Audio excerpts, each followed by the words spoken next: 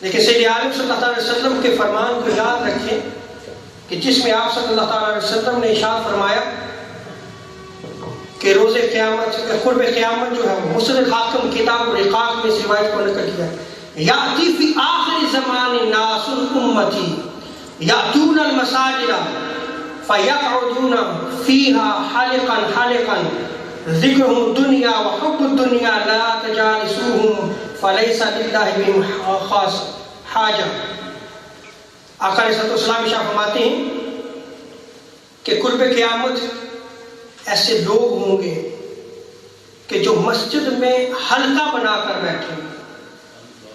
Group کی شکل میں بیٹھیں گے، اور وہاں بیٹھ کر جو ہے وہ اللہ تبارک و تعالیٰ کا ذکر کرنے کی بجائے دنیا پر گفتگو کریں گے۔ یہ مسجد کو آباد کرنا نہیں ہے، یہ مسجد کو آباد کرنے میں نہیں آتا، اس کو میں ابھی ذکر کرتا ہوں، حدیث مبارکہ آتی ہے۔ حضور یہاں پر بھی حدیث مبارکہ حضور شاہ فرماتے ہیں کہ وہ صرف اس لیے بیٹھتے ہیں کہ دنیا کی بات ہو، اور ان کی محبت بھی دنیا کے لیے ہوتی ہے، ان کی محبت بھی دنیا کے لیے۔ چونکہ ٹائم پاس کرنا ہو تو پھر کوئی نہ کوئی جگہ تو چاہیے، تو اس ٹائم پاس کرنے کے لیے اگر آپ مسجد کی جگہ بنا لیں اور وہاں بیٹھ کر آپ جو ہے وہ دنیاوی گفتگو کریں، حضور ارشاد فرماتے ہیں کہ لوگوں ان کے ساتھ نہ بیٹھو۔ حضور نے منع فرمایا کہ تم ان کے ساتھ بیٹھو گے تو تم بھی ان میں شامل ہو جاؤ۔ اور حضرت عمر فاروق رضی اللہ تعالیٰ عنہ نے باقاعدہ اگر کسی نے کوئی دنیاوی گفتگو کرنی ہوتی تھی یا شعر و اشعار جو ہے وہ پڑھنے ہوتے تھے، اور آپ یقین جانیں گے میں نے بعض دفعہ انہی کانوں سے مسجد کی گفتگو میں گالیاں نکالتے ہوئے بھی سنا ہے، کتوں کی لڑائی کا ذکر بھی سنا ہے، یہ ڈنگروں کی لڑائی کا ذکر بھی ہوتا ہے، فخر کیا جاتا ہے، مکانات جو بنائے جاتے ہیں ان کا ذکر کیا جاتا ہے، میں نے سنا ہے۔ اب یہ کیا ہے سارا، یہ دنیا ہے یا کہ نہیں ہے؟ اور حضور نے قرب قیامت کی علامت کیا بیان فرمائی؟ آپ یقین جانیے کہ بعض دفعہ میں ان سے 7-8 صف دور بیٹھا ہوا ہوں اور ان کی گالی کو میں نے اپنے کان سے بھی سنا ہے۔ انا للہ و انا الیہ راجعون۔ آپ مسجد کو آباد کرنے کے لیے آئے، آپ اللہ کا ذکر کریں، آپ اللہ کا ذکر کرنے کی بجائے جو ہے وہ آپ اپنی دنیاوی گفتگو میں مشغول ہو۔ یہ مسجد کو آباد کرنا نہیں ہے۔ اسی لیے حضور قاضی ثناء اللہ پانی پتی فرماتے ہیں کہ مسجد کو آباد کرنے کے لیے ضروری ہے کہ ایسی چیز سے پاک رکھا جائے جس کے لیے مسجد نہیں بنائے گی۔ اس میں پہلی چیز قاضی ثناء اللہ پانی پتی فرماتے ہیں کہ دنیاوی گفتگو کرنا دور رکھا جائے گا اس چیز کا۔ اور حضرت عمر فاروق نے الگ مسجد سے جو ہے وہ ایک جگہ بنا دی تھی کہ وہاں جا کے بیٹھ کے آپ شعر و شاعری کریں، وہاں بیٹھ کے آپ دنیاوی گفتگو کریں، مسجد میں آپ گفتگو نہیں کر سکتے۔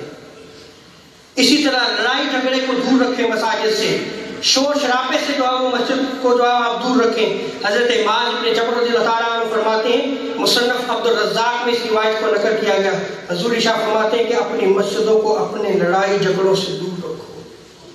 آج ہمارے لڑائی جھگڑے اپنی مساجد میں جو حل ہوتے ہیں۔ حضرت ابو دردہ، حضرت ابو امامہ، حضرت واصلہ بیان کرتے ہیں، ابن ماجہ معجم الکبیر میں جو ہے وہ روایت کو نقل کیا گیا، حضور نے فرمایا اپنے برے لوگوں کو مساجد سے دور رکھو، اپنے لڑائی جھگڑوں کو مساجد سے دور رکھو۔ اور مسجد کو آباد کرنے سے مراد مسجد کی حفاظت کرنا ہے، ٹوٹ پھوٹ کا شکار ہو جائے تو اس کی مرمت کرنا ہے، صفائی کرنا ہے، روشنی کا انتظام کرنا ہے، مسجد کو دنیاوی باتوں سے محفوظ رکھنا ہے، اللہ کے ذکر میں مشغول ہونا ہے، اور علم دین کی درس و تدریس کا اہتمام کرنا ہے۔ مجمع بحار الانوار میں اس کو نقل کیا گیا، اور حضرت سعید بن مسیب روایت کرتے ہیں کہ جو شخص مسجد میں بیٹھتا ہے وہ اپنے رب کے پاس بیٹھتا ہے۔ اللہ اکبر، جو رب کے پاس بیٹھے اور پھر دنیا کو یاد رکھے،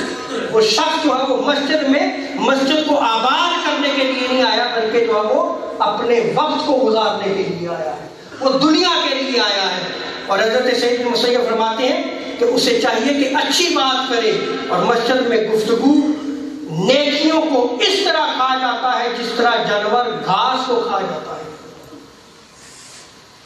اور آخری بات، میں صرف ایک بات یہ لازمی ہے، روایت مکمل کرنا چاہتا ہوں۔ آپ جس مسئلے پہ کھڑے ہوتے ہیں نا، یہ جس کپڑا جو رکھا ہوتا ہے، جس مسئلے پہ کھڑے ہوتے ہیں، آپ اللہ کا ذکر کریں۔ جس چیئر پہ بیٹھتے ہیں، جو جگہ آپ بیٹھتے ہیں، اللہ کا ذکر کریں، اللہ کی عبادت کریں، نماز پڑھتے ہیں، وہ جگہ باقی تمام زمین پر فخر کرتی ہے کہ اس بندے نے میرے اوپر کھڑے ہو کر، مجھ پر بیٹھ کر، میرے اوپر کھڑے ہو کر جو وہ اللہ کا ذکر کیا ہے، وہ فخر کرتی ہے۔ اور یہ بھی یاد رکھ لیں کہ جس جگہ پر بیٹھ کر آپ غیبت کریں، چغلی کریں، برائیاں کریں گے، وہ جگہ جو ہے وہ لعنت بھیجتی ہے، وہ جگہ لعنت بھیجتی ہے۔ بس آخری روایت ہے، حضرت